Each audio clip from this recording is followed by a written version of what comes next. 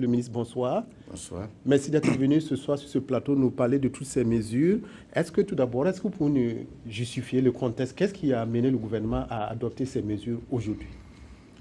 Alors peut-être c'est bon de quand même rappeler que le gouvernement, périodiquement, procède à une analyse de la situation économico-sociale de notre pays et en fonction de son appréciation, prend des mesures. Mais quand on regarde, la situation récente est marquée par de fortes demandes d'attente au plan social. Et c'est vrai que notre pays n'est pas à l'abri des effets de la crise qui frappent toutes les économies. Et plus cette crise perdure, plus elle s'aggrave, plus nous allons ressentir en tout cas les effets. Et aujourd'hui, quand on fait le point, les principales préoccupations de nos concitoyens tournent autour des points suivants. C'est la question des revenus du pouvoir d'achat, c'est la question du chômage et du sous-emploi, notamment des jeunes et des femmes, c'est la question de la précarité des personnes, des groupes vulnérables, et surtout, de façon générale, la question des conditions de vie des populations, notamment la question du coût de la vie. Alors voilà pourquoi, lors de la première session du Conseil des ministres du mois de septembre, Son Excellence, Monsieur le Président du Faso, après échange sur donc, cette évaluation de cette situation récente, a donné des orientations. D'abord, il a dit qu'il faut que nous poursuivions, qu'on renforce tout ce qu'il y a comme politique sectorielle et pour essayer donc d'améliorer les conditions de vie des populations. Et il a insisté pour qu'on ait davantage de résultats. Mais l'autre élément, il a dit qu'au regard des fortes attentes des populations, qu'il fallait qu'on puisse prendre rapidement un certain nombre de mesures, des mesures urgentes qui vont avoir un impact immédiat pour le reste de l'année. Et il nous a donné donc une semaine pour faire ces propositions et ce qui a été fait. Et ce matin, donc, nous avons soumis au Conseil un certain nombre de mesures qui ont été adoptées. Alors, la révalorisation salariale, est-elle effective? Non, tout à fait. Je pense qu'une des mesures certainement qui était attendue, c'est la question, effectivement, de la révalorisation des travailleurs. Comme je l'ai indiqué, une des préoccupations aujourd'hui, c'est la question du revenu, la question du pouvoir d'achat. Alors, à ce niveau, il faut rappeler quand même que nous avons des consultations en permanence avec nos partenaires sociaux. Et la dernière en date concerne la grille indemnitaire. Et ce que je dois dire, c'est que cette consultation se poursuit. Il faut qu'on rassure les uns et les autres. Mais, au regard du contexte, le Conseil des ministres a voulu prendre deux mesures d'urgence. La première, c'est quoi? C'est qu'on va relever les indemnités de logement et de suggestion de tous les agents de l'État et des établissements publics de l'État à partir du 1er juillet 2013. Pour l'indemnité de logement, ça sera 5 000 francs pour tout le monde. Pour l'indemnité de suggestion, ça va aller de 2 000 à 5 000 en fonction des catégories. Et je dis à partir du 1er juillet 2013, et le Conseil a instruit pour qu'on prenne les dispositions pour qu'il y ait un rappel, pour que ce soit payé sur les bulletins de salaire du mois de septembre.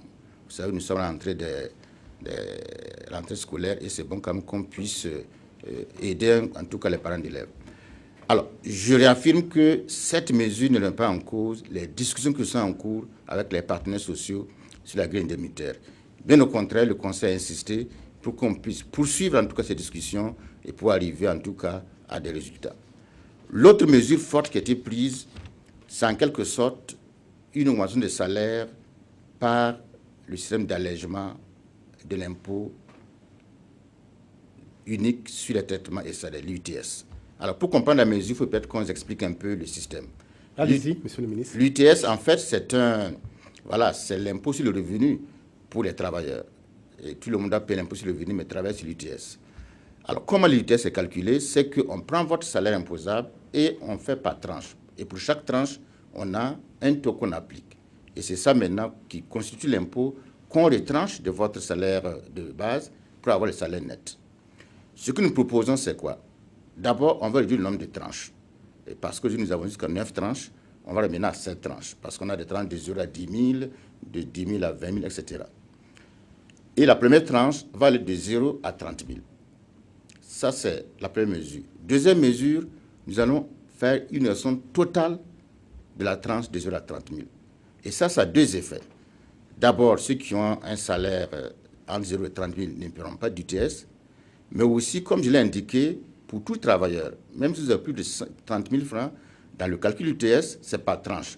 Donc, cette première tranche ne va pas payer donc, du TS. Donc, en net, ça va venir effectivement réduire le montant que vous allez payer en matière de TS. Alors, c'est une mesure qui a été prise, que nous avons préféré une augmentation des salaires décidée par le gouvernement, parce que si le gouvernement décide d'augmenter les salaires, ça ne peut que concerner les agents publics.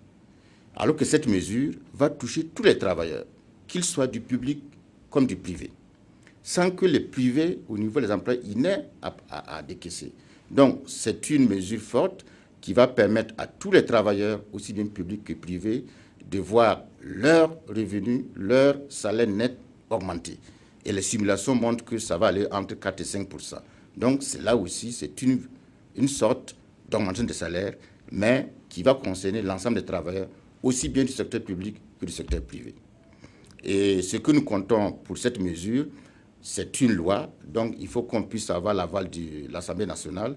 Dieu merci, ils seront bientôt en session et nous souhaitons que, dès l'ouverture de la session parlementaire, on puisse introduire ce projet de loi pour qu'au moins en octobre, on puisse avoir donc l'effet sur donc, cet aspect-là. Donc, je confirme effectivement qu'il y aura une valorisation de l'émission des travailleurs, aussi bien du public que du privé. Alors, les prix des produits de grande consommation, quelles sont les mesures prises? Sur ce point, il est bon qu'on comprenne la complexité de la situation. C'est vrai que quand on parle de prix, il faut voir comment le prix est obtenu. Il y a le prix au départ, il y a ce que nous appelons les frais d'approche, tout ce qui est transport, conditionnement, il y a la marge, etc. Et ce que nous avons comme approche, c'est que si nous décidons de fixer de façon unilatérale les prix, ce n'est pas évident qu'on puisse avoir les effets escomptés. Peut-être que ça va durer un certain temps, mais si on n'a pas l'accompagnement nécessaire, on risque d'avoir d'autres effets pervers, notamment la pénurie. Voilà pourquoi nous avons opté pour une approche participative. Nous avons mis en place ce qu'on appelle un cadre de concertation tripartite qui regroupe d'un côté tout ce qui est consommateur, c'est-à-dire l'idée des consommateurs, les syndicats, la coalition contre la vie chère. L'autre côté, tout ce qui offre, c'est-à-dire les producteurs, les importateurs, les vendeurs et l'État. Et nous sommes en discussion pour arriver à trouver un prix consensuel. Parce que le problème n'est pas de fixer un prix, il faut qu'on s'assure que la mise en œuvre sera effective. Et parce que par le passé, malheureusement, on a eu des difficultés. Donc, nous sommes dans ce chemin et le Conseil est instruit pour qu'on puisse aller très vite. Il y a déjà quelques positions qui sont sur la table qu'on va essayer de finaliser, mais c'est beaucoup plus la question de mise en œuvre pour que si on décide un prix, qu'on soit sûr qu'il sera respecté. Mais en attendant, il y a deux mesures fortes qu'on a eu à prendre. C'est d'abord de multiplier le nombre de boutiques témoins. C'est une grande demande au niveau des populations lorsqu'on a fait les tournées gouvernementales. Et nous allons porter le nombre de boutiques témoins à 140 sur l'ensemble du territoire. Notamment à Ouagadougou, on aura jusqu'à 26 boutiques témoins, à raison de 2 boutiques témoins par arrondissement, plus au niveau central. À Bobo également 14 et 100 au niveau des autres localités. L'autre mesure, c'est le contrôle des prix.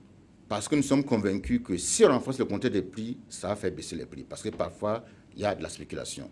Donc, à ce niveau, on va donner les moyens nécessaires, près d'1 milliard, pour qu'on puisse utiliser vraiment toutes les voies pour essayer de renforcer le contrôle et même que ce soit avec votre concours pour qu'on puisse effectivement arriver à pouvoir avoir un meilleur contrôle donc, au niveau des prix.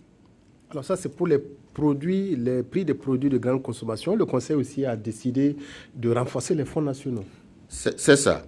Alors, avant les fonds nationaux, peut-être il y a la question de l'emploi, parce que c'est lié. Oui. Alors, la création d'emplois. Voilà. Alors, vous savez qu'aujourd'hui, quand on regarde la situation sociale, c'est le problème vraiment de l'emploi qui se pose. L'emploi des jeunes, l'emploi des femmes, il y a beaucoup de désœuvrés. Et c'est vrai qu'à la matière, le gouvernement a déjà pris pas mal d'initiatives. On a le programme spécial de création d'emplois qu'il faut poursuivre et consolider. Mais face à la situation, il y a un certain nombre de mesures d'urgence qu'on va prendre. D'abord, c'est ce qu'on appelle les travaux à haute intensité de main-d'œuvre, les travaux IMO, qui ont montré leur efficacité un peu partout dans le monde et même déjà dans notre pays. Ça consiste à recruter des jeunes qui souvent n'ont pas de qualification pour contribuer. L'intérêt de ça, c'est quoi? C'est pour faire le curage du caniveau, essayer en tout cas de faire l'entretien au niveau de certaines, des herbiers, etc. Les voiries. Exactement. Et l'avantage, c'est que non seulement ça crée de l'emploi, ça les occupe, ça donne des revenus et ça participe à l'assainissement. Et ce que nous avons prévu, c'est qu'on va l'étendre sur l'ensemble du territoire. On a prévu de recruter pour les 3 prochains mois près de 83 000 jeunes, femmes et hommes, ruraux comme urbains, pour faire cela.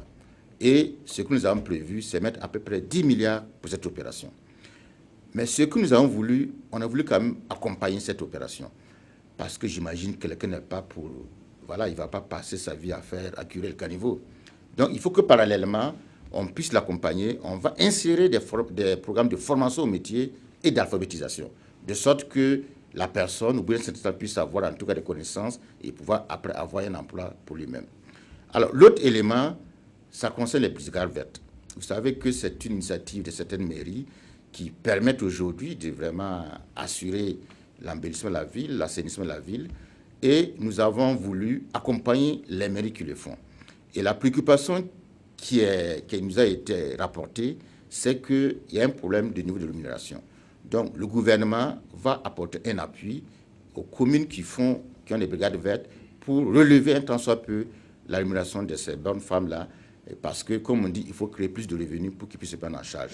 Mais là aussi, on va les accompagner par des programmes de formation au métier, des programmes d'alphabétisation, parce qu'on ne veut pas que les gens, ce sont des emplois temporaires, c'est pour avoir des revenus, mais il faut que par la suite, ils puissent avoir une formation qui puisse faire un métier pour pouvoir vivre de ce métier-là. Alors, dernier élément sur ces questions d'emploi, nous avons voulu recruter près de 3 000, disons, volontaires en matière de sécurité. C'est pour, en fait, réglementer la circulation. Vous voyez que déjà, il y a des volontaires qui le font. On va formaliser, on va recruter ces personnes, les former pour qu'ils puissent s'occuper de la circulation dans la ville. Ce qui va, encore une fois, créer de l'emploi, donner des revenus, mais également libérer les policiers. Vous savez qu'aujourd'hui, nous avons un problème d'effectifs de la police, et de ce fait, les policiers vont être affectés à d'autres missions. Donc, voici un peu ces 3 grandes mesures qui vont nous coûter pas mal de 12 milliards pour pouvoir, en tout cas, mettre en œuvre cela. Maintenant, les fonds nationaux. Parce que c'est vrai que ce que nous disons sont des recrutements de l'État, mais nous disons que la création d'emplois aussi, il faut que ce soit le privé, des entrepreneurs, des initiatives privées qui font, en tout cas, créer l'emploi. Et la contrainte majeure aujourd'hui, c'est la question des ressources. Par conséquent, nous avons voulu renforcer tout ce qu'il y a comme fonds nationaux pour leur permettre de donner plus de moyens donc, à ces jeunes-là. Et dans ce cadre-là, il y a une mesure spéciale qu'on va prendre. On va ouvrir un guichet spécial au niveau du Fonds burkinabé d'économie sociale, qui est au niveau du Trésor, le FBDS, pour la question des jeunes diplômés. Aujourd'hui, nous avons beaucoup de jeunes diplômés qui ont suivi des formations, notamment dans le cadre du PSE, qui ont des idées, mais qui ont des problèmes de financement. Nous avons prévu près d'1 milliard disponibles immédiatement pour les permettre. On a allégé les conditions d'accès à ces financements et certainement dans les semaines à venir, on va même commencer déjà à les financer pour que les gens voient. Pour les autres fonds, nous allons discuter beaucoup avec les acteurs, notamment les secteurs informels, parce qu'effectivement, à ce niveau, le besoin est important, mais aussi les modalités. Il faut qu'en plus de renforcer les fonds, qu'on voit aussi les conditions, les modalités pour pouvoir donc le faire. Il y a enfin le fonds d'appui aux retraités, aux déflattés, pour lesquels également on va renforcer pour nous occuper un peu des personnes, donc en tout cas qui sont à la retraite, qui sont déflattées. Vous avez parlé des jeunes diplômés. Certainement, vous avez pensé aussi aux universités, les gens qui sont en train d'être formés. Qu'est-ce que vous avez décidé pour les universités? Alors, pour les universités, il y a 2 aspects. Bon, c'est vrai que l'aspect académique, mon collègue des enseignements secondaires supérieurs pourra en parler dans les semaines à venir.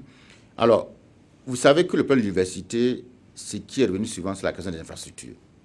Alors, sur ce point, nous avons alloué de façon exceptionnelle un montant de 14 milliards pour leur permettre d'accélérer les travaux à ce niveau. D'abord, achever les chantiers qui sont en cours, mais aussi lancer, en tout cas, conscience d'un nombre d'éléments qui sont indispensables, les laboratoires, les salles d'études, les bureaux, etc. Mais surtout, rénover les cités universitaires. Parce qu'à ce niveau, on a constaté qu'il y avait beaucoup de problèmes, les problèmes de plomberie, d'électricité. Et donc, on a mis l'accent là-dessus. Et je pense qu'à la rentrée, les étudiants verront quand même qu'au niveau de cette université, il y aura une amélioration. Donc, 14 milliards pour véritablement être à ce niveau-là. Mais ce n'est pas tout. Ce n'est pas tout. Tout à l'heure, on a parlé, voilà, pour les travailleurs, on va faire quelque chose. On a parlé des revenus pour, au niveau de, voilà, de création d'emplois, etc. Nous avons pensé aussi qu'il faut un accompagnement social au niveau des étudiants. Voilà pourquoi nous avons retenu de relever le montant des dons et du prêt Foner, qui vont passer pour les dons de 150 à 75 000 et pour les prêts de 200 000. Déjà, l'action sociale fait une fois là-dessus. Il faut passer à rendre hommage à ce personnel. Mais nous pensons qu'il faut aller au-delà. Nous avons adopté en 2012 une politique nationale de protection sociale. Il faut qu'on renforce cela. Et je pense que ces mesures que nous prenons là vont dans ce sens pour qu'on puisse effectivement venir accompagner ces personnes-là. Parce que la crise, malheureusement, les touche plus que les autres. Alors, je disais donc les modalités de mise en œuvre. Alors, pour les modalités de mise en œuvre, le Conseil a insisté sur un des principes. C'est d'abord l'efficacité. Pour cela, on va responsabiliser chaque ministère pour les différents projets. Chaque ministère va avoir la dotation qui le concerne. Nous allons ouvrir un compte au Trésor pour pouvoir avoir le suivi. L'autre élément, c'est l'obligation de rendre compte. Le Premier ministre a souhaité que chaque quinzaine, toutes les 2 semaines, il y ait un rapport sur l'exécution donc de la mise en œuvre. Et pour qu'on puisse voir si on doit rattraper ou pas. Et enfin, on a prévu qu'à la fin, parce que cette opération, c'est pour jusqu'à la fin de l'année, qu'il y ait un contrôle. Et on a demandé à ce que l'autorité supérieure de contrôle d'État, la SE, puisse auditer tous ces projets-là pour qu'on s'assure que c'était vraiment bien géré. Alors donc, toutes les garanties sont mises du côté du gouvernement pour que ces différentes mesures-là puissent en tout cas se mener à bon port.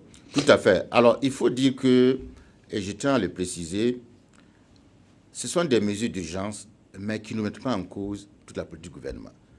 Tout ce que nous entreprenons, on va les continuer, on va les renforcer. Comme je l'ai dit, le chef de l'État souhaitait qu'on soit encore plus efficace. Il n'y a pas que ces éléments, il y a d'autres mesures qui vont continuer, notamment au niveau de la santé, avec la cantine scolaire, de l'éducation plutôt, il y a la santé. Et au niveau des femmes, il y a l'acquisition de technologies qu'on va faire pour les femmes, et là aussi, bientôt, vous allez avoir des informations. Donc, on va continuer ces mesures-là, mais ce que nous avons fait, c'est encore une fois face à la demande sociale qui est importante, et nous voulons vraiment donner un signal fort pour permettre en tout cas à ce qu'un temps soit peu, on puisse alléger, on puisse améliorer en tout cas les conditions de vie des populations. Et ce que nous disons, ce n'est pas seulement pour cette année. Toutes ces actions, on va les reprendre en 2014. Le budget 2014, on va y revenir, on va reprendre ces mesures-là pour les consolider, pour les améliorer, pour que véritablement on soit dans un chemin où on va vraiment faire en sorte que la question, comme on dit souvent, la croissance partagée soit une réalité, qu'on permette à toutes les couches de la population de pouvoir bénéficier vraiment des fruits de cette croissance-là. Disons un grand merci au ministre de l'Économie et des Finances qui est venu nous parler de toutes ces mesures qui ont été prises aujourd'hui en Conseil des ministres pour, en tout cas, consolider, j'allais dire, le tissu social, économique de tous les Burkinabés à travers donc des mesures fortes pour l'emploi, pour les universités, pour les travailleurs, pour les groupes vulnérables. Merci beaucoup, Monsieur le ministre. La suite du journal.